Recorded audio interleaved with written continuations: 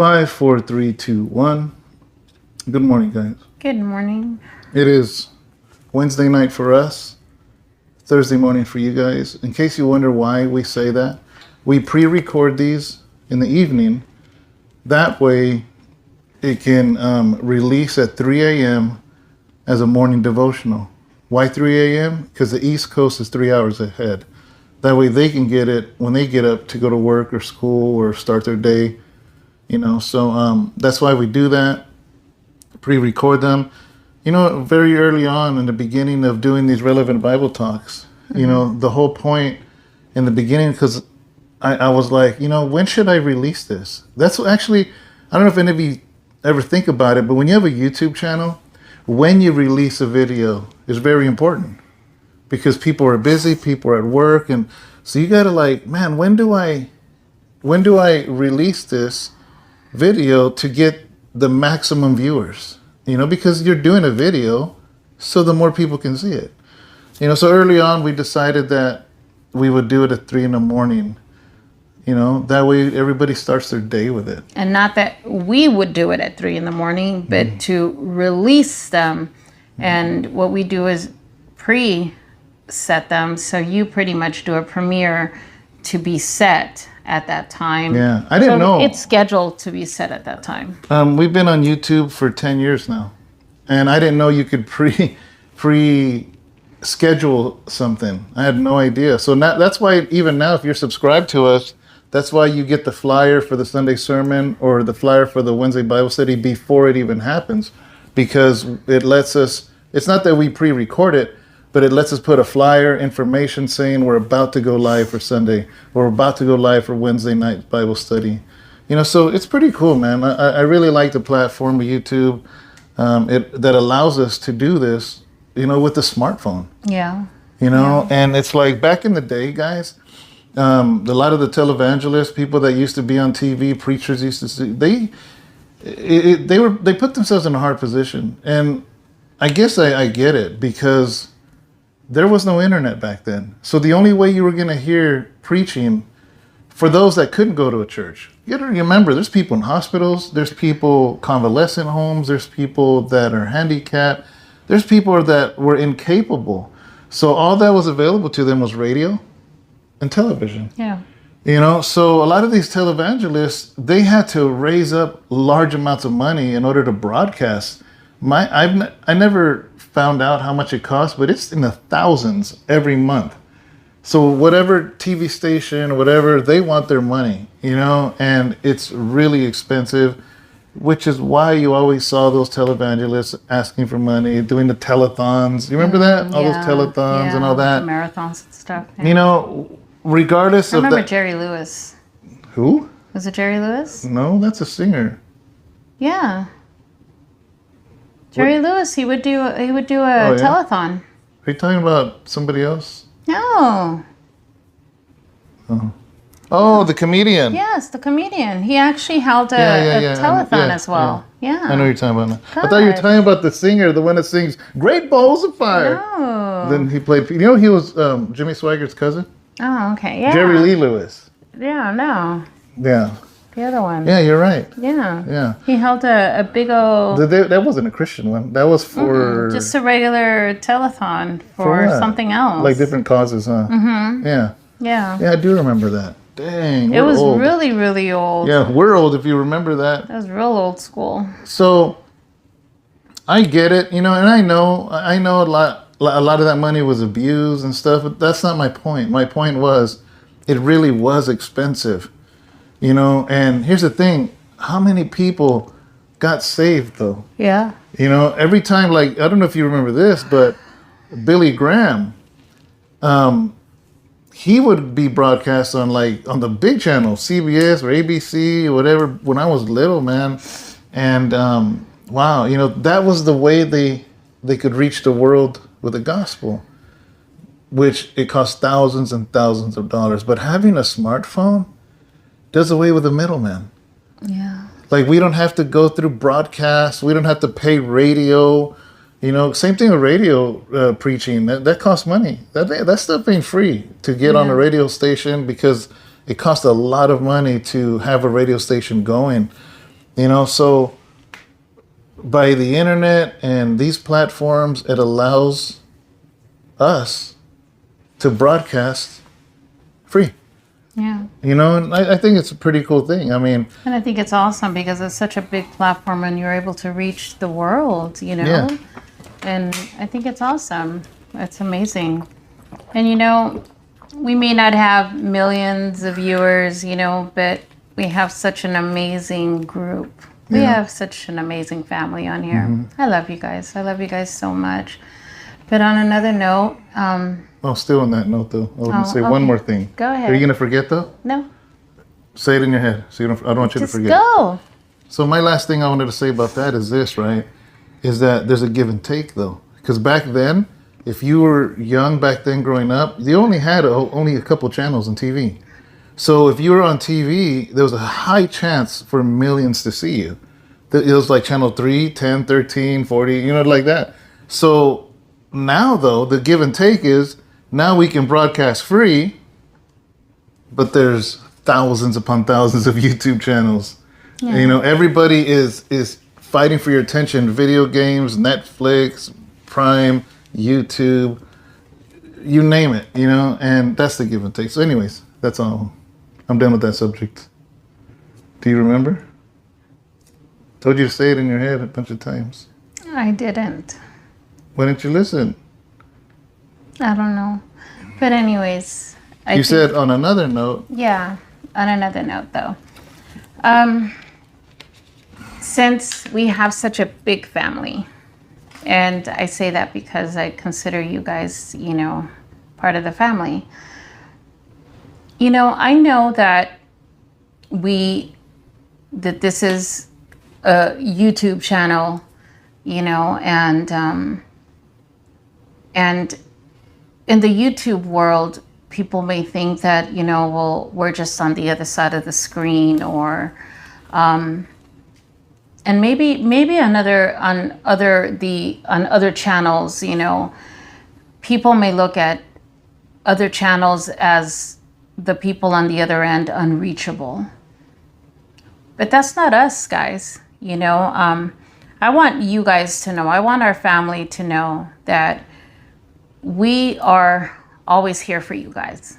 We are always here for our family. And if there's ever a prayer request, or if there's ever for anything that you guys ever do need to reach us, or get a hold of us, whether, it be through the number that you guys see on the website, or if you guys need to reach us through email or for anything. If you reach us through email and you leave us your phone number or something, most of the time we'll get back to you guys. Please reach out to us, especially if you're going through something, especially if there's something that's going on, because you guys matter to us, guys. Like really, like seriously, you guys really do matter to us. You don't have to go through anything alone. Through anything, we're part of the body, and we're here to pray with you, and you never need to go through anything alone, and just know that we're always going to be here with you guys. And I know that sometimes, we may not be able to give you riches, or we may not be able to do so much, but I know one thing that we can do is we can pray.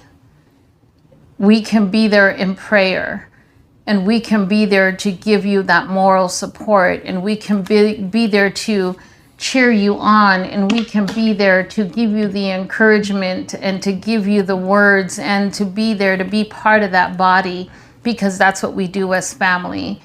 And we just want you to know that. Whether it be a phone call, whether it be a text, whether it be an email. I know that a lot of the times it's funny because I know, Pastor Lydia, she'll be like, man, you guys are just always on the go. Boom, boom, boom. We're always here. But I'll say it again, and we say this all the time. We're never too busy. We're never too busy to be able to shoot a text or pick up a phone or anything for us to be able to say a quick prayer or to reach out to you and be like, hey, what's going on, you know? Because this is our mandate. This is what we do. We love you guys. We love our families, you know, and we know that you guys love us too. I know that you guys get to see us and we don't get to see you. But, you know, it goes both ways, you know, and that's so important to us. Every time that we hear when you guys go through something, trust us. It hurts us to hear what you guys go through. It really, really does. You know, like one of our sisters, messaged us, right? And one of our sisters, Stephanie, messaged us, and we didn't even know that her husband Mike had been battling COVID. And this is a sister, guys, that has been part of our family, our online family, for quite some time. And not just online, guys. She's lives in Modesto, and they travel because they trek around. Truck. Truck. Yeah, I said truck. I got a little tongue. But they're truckers, so they do cross country trucking. So they don't get to really go inside the church, at all. So they're constantly online, but they're part of the family. They're part of the body, and they consider us their church. And we didn't know that he had been battling with COVID. Had no idea. Yeah, we had no idea. And she was called in to say her goodbyes today. And this, I can't even imagine, what she's going through, and her having to go through this by herself. And this is somebody that we personally know, guys, that we have hugged, and we have met her husband, and we have met her little boy and her kids. It's like this, there's no words, guys, no words. Yeah. I mean, we have no idea. Maybe, I'm sure her family. Yeah, of course. I don't know how big her family is or how small, siblings. I mean, I don't know. But for us to be there in prayer with her, to, just to be able to give her that support, Yeah.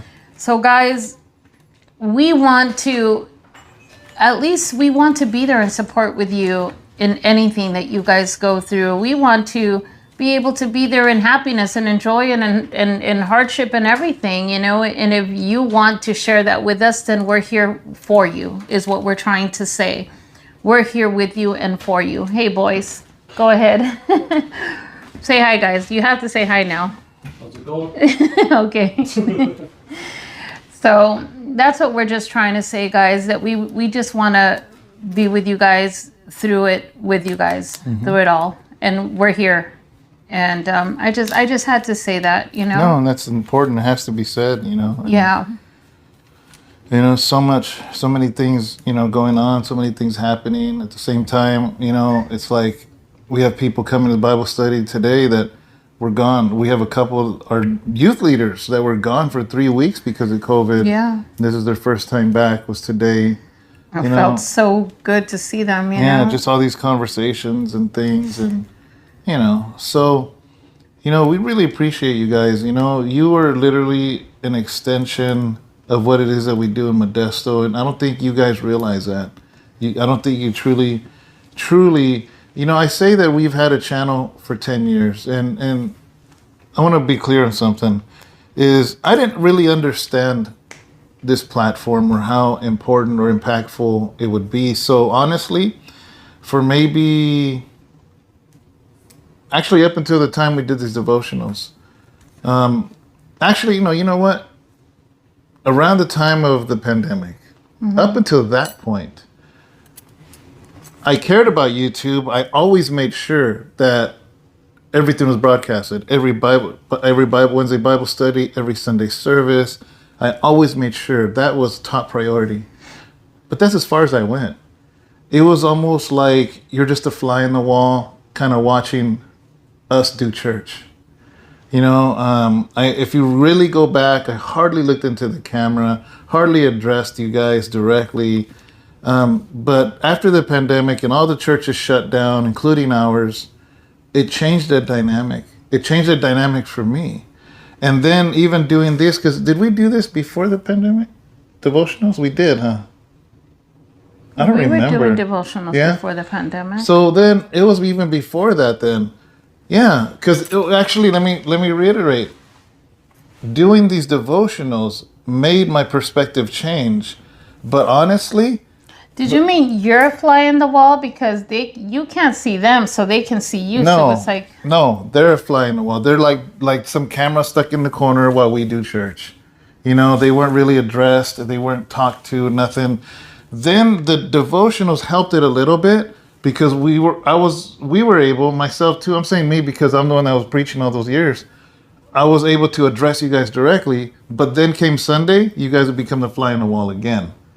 And Wednesday too, you know? I don't like that saying. Why? That's a normal saying. Is it? Yes. It sounds so weird. It's not weird. You know? So, like, I don't like it. What do you mean? It's been used for a long time. I still don't like it. I'm not sure what there is not to like. Can we just use a different term? There is no other term. That's the perfect term. Like I've said things like this, like, man, let's say a great speech or something, right? And I'd be like, man, I wish I could have been there, even if I was a fly in the wall. Really? Yes. Yeah, so I'm not sure why. Guys, I'm sure you guys have heard that. Let me know in the comments right now if you guys have heard that term. I haven't heard that lingo, guys. Yeah. Am I just weird? Okay, so, whatever. Back to what I was saying, though. Sorry. Is the devotionals helped me to open up toward you guys, and then the pandemic hit. So then, guys, we were having service with just me, Sharon, and Abraham. We'd walk on Sunday morning. It was the saddest thing. We'd set up the computer, set up the cameras, and we would have service just us and complete empty.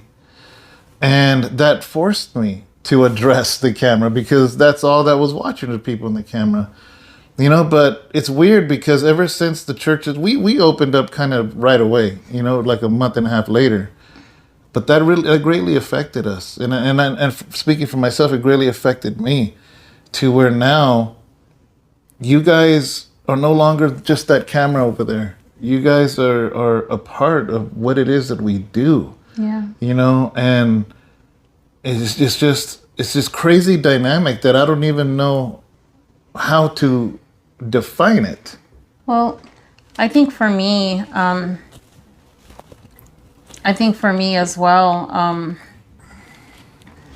I began to feel it changed my everyday because I began to get to know people. Like we began to make the effort in getting to go meet people. We began to make the effort and taking drives to get to know people. And then we made the trips and then we got to know people. But here's the thing, when I started to get to know them and everything, I started to think about like so many of the people that are on here. And I started to see the importance of my everyday, and I never wanted to jeopardize. Like, I think what it did for me is like I would wake up and I'd be like, okay, Lord, I don't want nothing to jeopardize what can be for later. Like, I'd make sure that me and you were, you know, making sure that we were in right standing, making sure that, you know, that there was going to be nothing that was going to come in between you and I. Like, you know, I was like watching, it helped me grow in a sense where I'd watch my words, watch my reaction to things, you know, and I'd be like, okay, Lord, I'm not going to let the enemy come in and ruin this day or anything, you know, because I don't want it to take away from what we're going to do in our devotional later, you know, because I want there to be a devotional, you know, because if I allow the enemy to come in and ruin this day, that means it can possibly mean no devotional later. And I started to realize that like how we set the day can mean how we can be an example for the people later, you know? And I started to notice that it started to kind of shape me. And that was important to me. Yeah.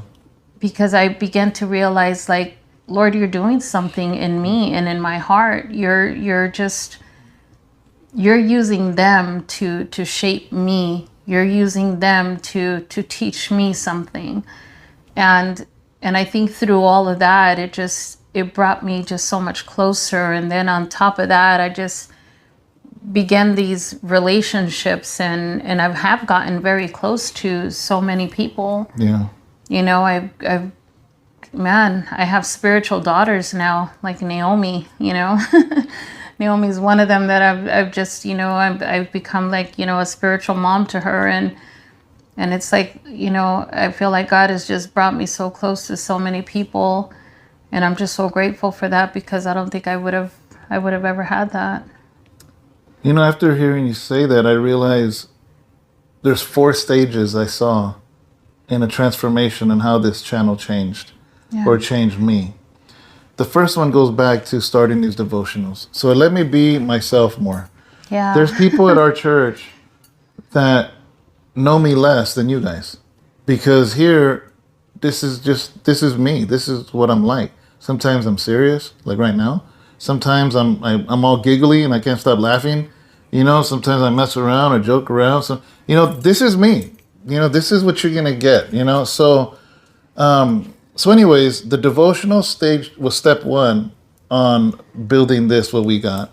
2 was a pandemic, because now it forced me to talk to the camera directly. Yeah.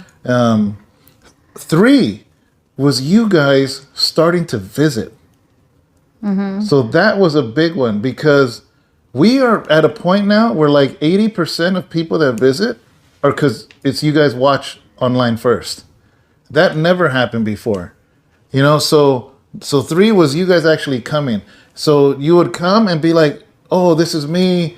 And I'm like, who are you? And then you guys would say your YouTube name. I'm like, oh my gosh, you came. Mm-hmm. And this has happened dozens of times. People from hours away, even flights away. Okay. And then the 4th was the final one that you'd brought up, was we started visiting you guys. We'd be like, hey, we're going to be in LA. Who watches us? Let's meet up. You know, and we meet for coffee. Hey, we're going to be in San Francisco. Hey, we're going to be wherever it is where we were going. Yeah. So all of those 4 things now. Well, actually, there's 5. There's a 5th one? Yes, there's a 5th one, because also there's those of you that have actually made House of Rest their home. Mm-hmm. And never been there. And that have never been there and have now made it their home, and they are now permanently there. You know, we have. I mean, I'll give you one story. Brother Ivan, okay? Brother Ivan his parents were gone. He had no siblings that he knew of. Yeah, they passed away. And he's in San Francisco. And he's a young man. He was going to school. He was working. And he was always watching us, you know. And then the pandemic hit, and he lost his job, because he said he was working at the Hard Rock Cafe or something like that, right? Yeah. You know, when all the restaurants shut down, lost his job, and then he took the bus all the way over here just to come one time. So one day we're at the church before Bible study, and I see this young man pacing back and forth in the front. I'm like, what's up with this dude?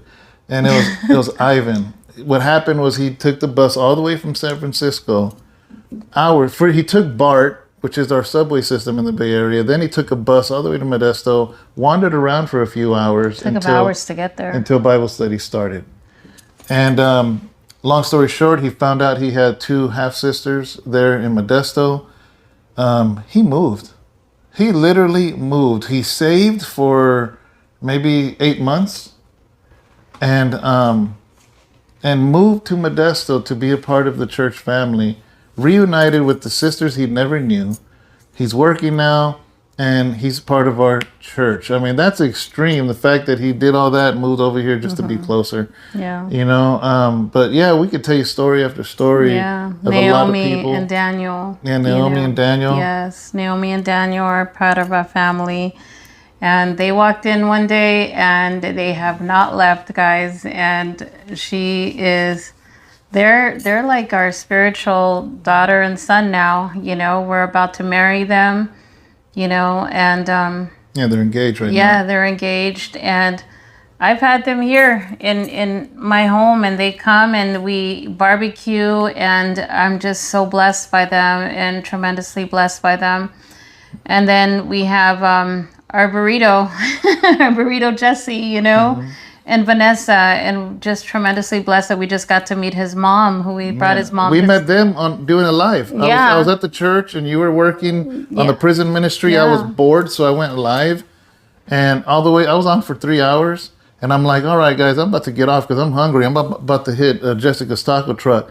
And He's all meet you there. Jesse's like, man, I'll buy you a burrito. I'll meet you there. I was like, you're in Modesto? He goes, yeah, I'm down the street from the church. Wasn't even Christian. He was just watching because of the Sir Dyno. And I said, when you see this live go off, I'm going to be there 10 minutes later. You know, and He showed up there. he showed up. Yeah, him and Vanessa I had showed a up. burrito. Everybody ate burritos except him. He just had it there, and he was just talking, you know. And but now he's been part of the church Gave and his never life left. to the Lord, and Never you left. know, surrendered, and you know what? It's beautiful because his mom is a powerhouse. His mom is a powerhouse woman, a woman of God, beautiful woman of God, and I'll tell you that he has a beautiful wife, and that's, you know, it's just beautiful. Yeah. And we love having them there. We love having them there, and they're part of the family. Another story, Angelica and Jose. Yes. The first time, I'm not sure if a lot of you guys are on it, but there's a phone number we have that if you call that number, it puts you on a database. That way, every Wednesday night and every Sunday morning, you're going to get a personal text reminder from me saying, hey, we're about to go have service, or we're about to have Bible study. So one day, I went through the whole list and started calling. I just started calling all the people over a few days, you know, and Jose and Angelica were one of the couples, right? So he answered the phone. I had no idea, man. This couple would listen to us homeless. For a year prior to that. For a year. They would listen in Out of their their car car. as they slept and lived in their car, but they would listen to us. Yeah. And God has blessed them. They have an apartment. They have jobs. They just had a baby. Yes, we And- had their baby shower. We had their baby Yeah. shower at our church. And they became a part of our family, man. And Yes. that's crazy, you know. So I'm just thinking, I could sit here and tell you story after story of so many of you guys, you know. And I mean, Sister Phyllis. oh man, how could I forget Sister Phyllis? Sister Phyllis. Cece is pretty much she's our adoptive daughter now, guys. So, you know, she's our spiritual daughter. Sister Phyllis, man, to me, she's like my sister. But she had been listening before even the She had been listening to you before I think I even existed in Yeah. your life, to be honest with you. And then, but she would never comment. yeah, she wouldn't. Why And not, then- Phyllis? And then I come into your life and everything, but man, I think she probably felt more comfortable messaging once you were in the picture. yeah, Because but then it's like it's not her messaging or commenting to a guy. love that woman, man. She, like, we just clicked, and I'm serious, guys. Like, I feel like she's a sister that I never had, you know, and Yeah. I love her so much, and I'm just so blessed because we can not see each other for a few weeks, but we could still text, we can message each other, we constantly, you know, message each other, and then we can just talk a few weeks later or a month later, and it'll be like we've never been apart, you know. But yeah. And you know, it's crazy because she has a teenage daughter, and you know, not too long ago, her father passed. Phyllis's husband passed. You know, and man, we were so heartbroken for her. And Cece, the daughter, and I'm just like, listen, can I step in as a father figure to her? Yeah. You know, and she would come and hang around and stay, because when my daughter's room was here and my daughter wasn't here, she would sometimes hang out there. And here's the thing, here's the kicker. This is what I'm gonna get to, is she finally got a boyfriend, and she goes, you have to meet David. Yeah. You have to meet him, you know. And she brought him to church, Yeah. You know, and I don't even know what's going on if they still. I don't even know, but that's not the point. The point is that she felt it important to bring him so we can meet him. Yeah. And it's beautiful because even like with Abraham, they're such good friends. Her, Caesar, and Abraham, they got along so well. All three of them. Yeah. They would always hang out together, all three of them. And Abraham like takes care of her, like the little sister. And then my daughter too, when she would be here, it'd be all four of them. I'll be all four of them. So he like really loves her. He says, "Mom, she's like my little sister, and I'm always gonna take care of her." And I love that. I love that about Abraham, that he'll always say that about her, and him too. He was like, "I want to meet the boyfriend," He's all, I want to see who this boyfriend. But when he met him, he was like, he's a cool guy. He goes, "I like him. He's a cool guy." But man, these are just the stories, guys, of what of Sheila. Man, that woman. How can we summarize that one quick? She's just so special. I want her back over here. Where did she come from? Ohio. She flew from Ohio. She brought us the little Buckeye. Remember the little Buckeye from Buckeye, Ohio? I love Sheila, man. Sheila, you just got to come back over here. She flew. Can you just move over here? I think we picked her up in Oakland. Yes, and she, the first thing she wanted was a carne asada burrito. She said, "I want a carne." I want the real burrito. Yeah, so we took her to eat a carne asada burrito. Right there in San Leandro. I still know where the carniceria, the taqueria right there. Then you have people we haven't yet met. We have Adam. Yeah. Brother Adam. And then, we went to Vegas and hung out with Joshua. Yeah. Remember? And his dad. Remember he would listen to these devotionals and then he would talk about it on his Facebook? Yeah. Yeah. I would always see him post little inserts and little things, comments and stuff about your, whenever you do a Bible study or something, and I'd be like, check this guy out. He's always, making comments or something about, Yeah, he's right now, he's driving to different states ministry. Yeah, Praise God. See that. Yeah. Good for you, Joshua. Yeah. Proud of you, man. So, anyways, man, there's story after story, but, maybe another day we'll say a little bit more, but I just, as you guys know, we didn't have a Bible scripture, but I did want to talk about how this channel changed us. Yeah, and what it's done for us. It really has. And I know many of you write and you say, man, this devotional has helped me so much. Or, so many of you say that. And I'm just like, hey, it goes both ways. This devotional has helped us so much too. It really has. And we appreciate you guys. It has, and I think it has encouraged even so many from our church as well. Everybody here from, the home church, the people that go here to, that walk into the Modesto facility, it's like you have Brother Anthony Trejo, he has gotten so close to so many of the people that are online as well. Yeah. And he does his little thing on his channel where he talks to everybody, and he has classes and he has things that he has going on. And then you have Adam Miller as well that is done. Felix, yeah, Brother Felix and everybody, and then Johnny Alcala and everybody. But guys, this is what it's about. I've noticed that David Saldana is starting to talk to a lot of these guys, and I've seen the growth and the change in like Jeremiah, and just, man, just everybody. And I'm starting to see Marlene, just really gravitate a lot with Cindy Alves, and oh stuff. man, Alex, how could have? Yes, Alex. Alex Alves, him too. That's my brother, man. That's my brother. He watched us. It's funny because he goes, I watched you for a year because I don't trust people. Alex? Yeah. Alex, when he comes to the church, guys, he comes at least an hour early. And he just walks in. He goes straight to throwing out trashes. He goes straight to making sure that... He don't even ask. He just starts doing stuff. He just goes straight to putting out the flag if it needs to be put out. He goes straight to turning on lights. He goes straight to doing stuff around the church. He just does tasks. He just goes straight to doing things. And what do you need, And he'll just get it. He'll just do things, and I think he already knows what needs to be done because he's already gone so many times. So he just takes ownership of it and he just does it, you know, and I love that. I love when somebody just goes and just takes ownership of it and just does it. And I'm like, oh, thank God. It feels good. Anthony de la Garza. Oh, I love Anthony. Anthony de la Garza has been watching us. And I remember the first time I did a Zoom class. You know, so there was about 12, 15 people. And as people's faces are popping in, I'm saying hello. And then I saw Anthony, and I'd recognize him because he's always commenting. I'm like, hey, what's up, brother? You know, and he just goes like this, you know.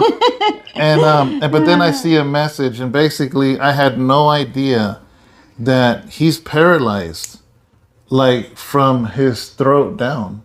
Like he can't speak. He's paralyzed. He had a stroke when he was younger, many years now.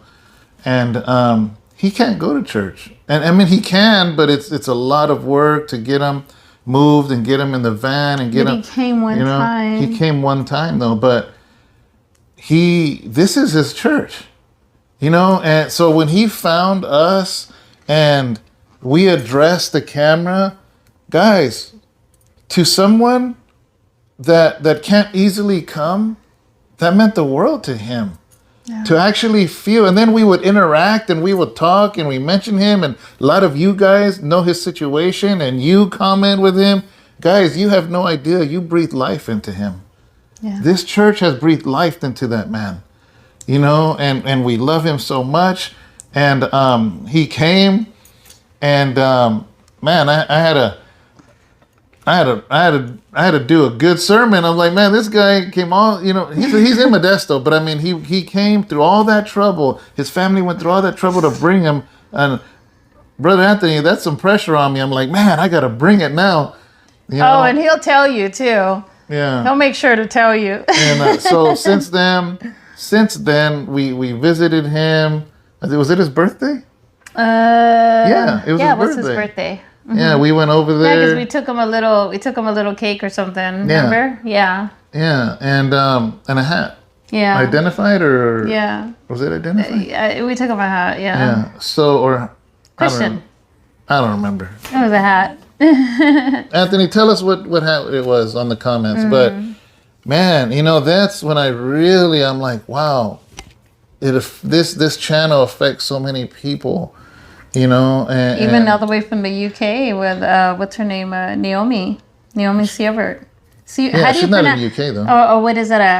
Switzerland. Switzerland. What is it? Naomi. How do you pronounce her last name? Sievert. I have no idea. Yeah. Yeah. Even all the way across the world, you know. Mm-hmm. I know you hate when I do that. Yeah, you'll break it. Sorry. Yeah, but even across the world, you know, I just feel like so close, you know, to people. Janaya, who drives all the way from Santa Rosa. Central Coast, yeah. No, not Santa Rosa. Where? Central Coast. Where's Central Coast? Over there by... It's 4 hours though, right? Yeah. Yeah. Santa Rosa's opposite way. Oh, okay. I thought it was Santa Rosa. No. Yeah, but yeah, Janaya. Yeah, gosh, there's just so many people, guys. Oscar in Vegas. There's so many people. Sal in Yanira. Mm-hmm. There's just so many people. Trinity. My mind's just like going. There's a lot of you guys. Yeah, there's too many for me to even name. Yeah. Because we have actually met so many people already on here. We have personally met so many people. Yeah. Yeah. So guys, that was the subject today. Crazy. Is sharing a little bit of your stories and how this affected us. You know, the channel. You know, I'm planning on doing more interviews. You know, originally when I did them, I was doing like one a week, but I'm like, that's a lot. You know, I didn't want to have. Remember, I said I don't want to have it feel like I have to. Yeah. You know, because then it's like I'm scrambling for people to do these conversations with and. But I mean, we're gonna keep those two. I know you guys like them, you know, and they get a lot of feedback on those. Yeah. I still want to do that police chief I met, and a handful of other people that I want to do. But Yeah, guys, just basically this whole video is to say thank you. Yeah. Thank you for being there, for Thank being a part you. of this. Thank you. And also, we just want you guys to know that you're not alone. You're not alone. And we're all here for one another. And, we respect your guys' privacy if that's what you want, and we honor that. But if you want prayer, please reach out to us.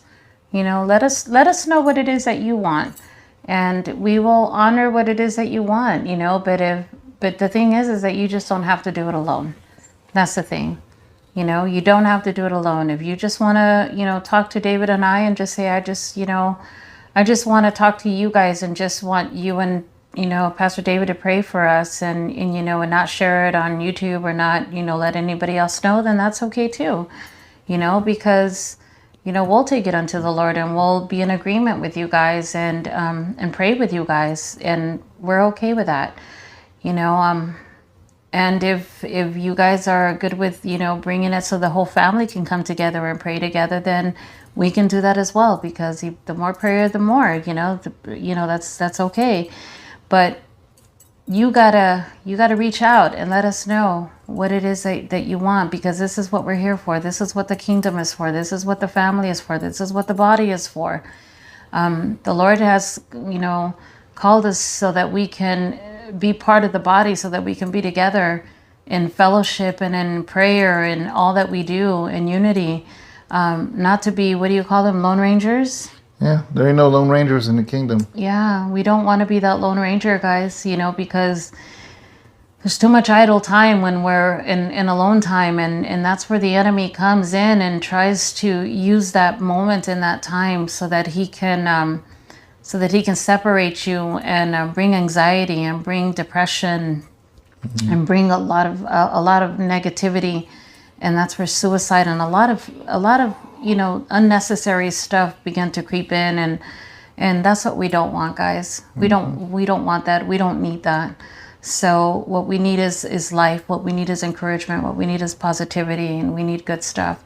Yeah. So let's try to encourage one another. Amen. Yeah, and one more. I never remind you guys about this, hardly ever, but you guys know these devotionals are on Spotify. Yeah. Yeah, Brother Danny and Margaret in Fresno, he does it. I send him the audio every time I do these devotionals, and after I render them, I send it to him, and he sets it up and puts it up and everything. So, and the reason being is a lot of times people are at work and they can't have YouTube, but they can have earphones. Yeah. So these devotionals are on Spotify. Or if you know people that they're not into YouTube, but you want to share it with them, you want to share this devotional with them, go to the Spotify. And I'm not sure if it's House of Rest or Relevant Bible Talk. I wanted to say it's Relevant Bible Talk. I think if you search either one, it'll pop up. And share the audio with them. I do want to give a shout out to this one brother, though. To Brother Jason. He's, is it bail bonds? What bail bonds is it that he's from? I don't know. Bad Boys, I think. Yeah, I think it's from Bad Boy Bail Bonds that he comes by, but he comes like every other week. He comes every 2 weeks. Yeah. He comes every 2 weeks. He comes by because I guess that his heart has really gone out to this one young man that I guess that really moved his heart, and he comes by every 2 weeks, and he buys a different book for him every 2 weeks. And he goes and he actually delivers this book to a young man who is he in jail or yeah, he's in jail, but he goes and he actually takes this different books to him that he comes and he buys from us, and then he comes to actually pick up the transcripts and he takes it to him, and I appreciate this person that takes the time to do that. And I know that you're watching, Jason, because I know that you watch our devotionals, and I appreciate you for doing that.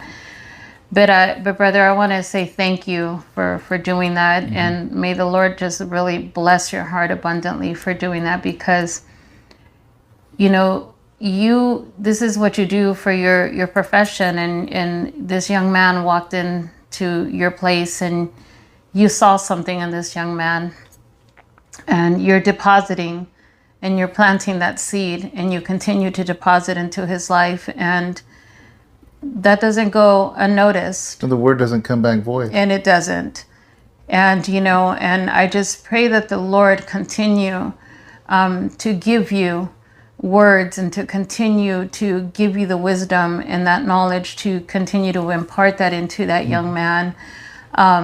And I just pray that the Lord blesses you and your family for all that you do. Yeah. Because it's a beautiful thing what you're doing.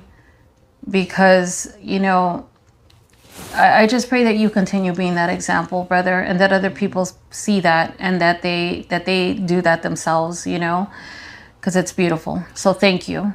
And on that note, in case you don't know, every Sunday sermon is transcripted and we send it out to inmates. Yes. If you have a loved one that's incarcerated, whether it's county jail or actual prison, federal prison, state prison, doesn't matter what prison, go to our website, www.houseofrestchurch.com, and go to the prison inmate part and follow the directions, and we will get a sermon to them. And if they like it, it comes with a request. And once they send that request back, boom, they get put on until, if it's life or if it's until their sentence is done with, and they get a weekly transcribed sermon. And we have gotten so much feedback from many of the inmates, men and women, that say, man, reading these sermons makes us feel like we're there. Yeah. And that is really important, guys. When you're incarcerated, to be able to escape, even for a little bit, and read a sermon and feel like they're in a house of worship. So guys, if that is somebody that you love, please make sure. Sorry, I got it. Please make sure that that you do that. www.houseofrestchurch.com. And and I had somebody ask today in the Bible study, or yesterday in the Bible study, they said, well, my husband's in a prison in Mexico. And I said, well, do they have an address? Mm-hmm. And she says, yes, he does. I said, okay, well, just send it to me. She goes, because I really wish she would be able to get, these transcripts to the Bible study. And I said, well, we don't do the Bible study, but we do definitely the Sunday sermon. She goes, but he's in Mexico. And I said, well, does he have an address? She says, yeah.